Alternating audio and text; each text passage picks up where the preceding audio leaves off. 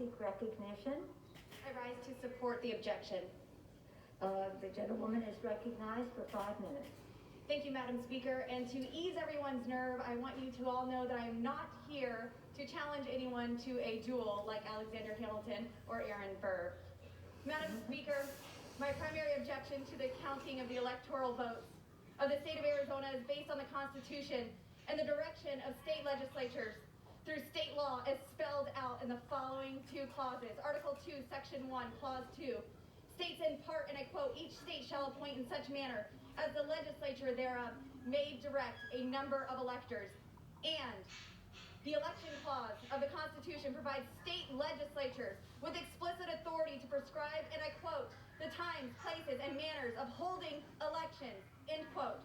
For more than 3 decades, Arizona law set by the state legislature has required that voter registration ends no later than 29 days before an election. This is clear. It is law. Unless amended by the state legislature, this is the way it needs to be carried out. In Arizona, the deadline for voter registration for the 2020 presidential election was October 5, 2020. Using COVID as a reasoning, Democrats filed a lawsuit to extend this deadline by 18 days. And an injunction was made by an Obama-appointed judge preventing the Arizona Secretary of State from enforcing the constitutional deadline set by the state legislature. As a result of this frivolous partisan lawsuit, 10 extra days were added via judicial fiat to allow voter registration. These 10 days were added after voting had already begun. This is completely indefensible. You cannot change the rules of an election while it is underway and expect the American people to trust it. Now, in this 10-day period, at least 30,000 new voters registered to vote in Arizona.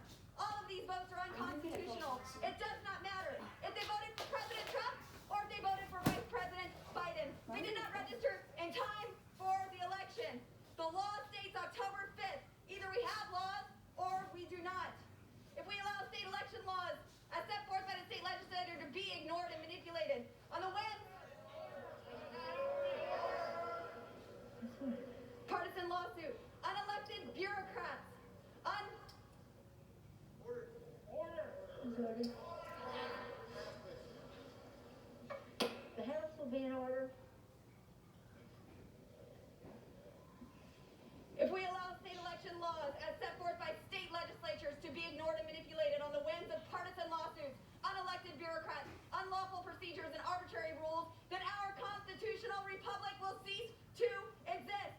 The oath that I took this past Sunday to defend and support the Constitution makes it necessary for me to object to this travesty.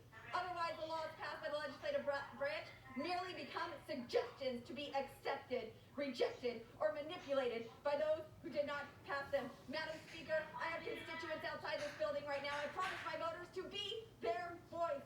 In this branch of government, in which I now serve, it is my separate but equal obligation to weigh in on this election and object. Are we not a government of, by, and for the people? They know that this election is not right, and as their representative, I am sent here to represent them. I will not allow the people to be ignored. Madam Speaker, it is my duty under the U.S. Constitution to object to the counting of the electoral votes of the state of Arizona. The members who stand here today and accept the results of this concentrated, coordinated, partisan effort by Democrats, where every fraudulent vote cancels out the vote of an honest America, has sided with the extremist left. The United States Congress needs to make an informed decision, and that starts with this objection. I yield the balance of my time to the gentleman from Florida, Mr. Brian Mass.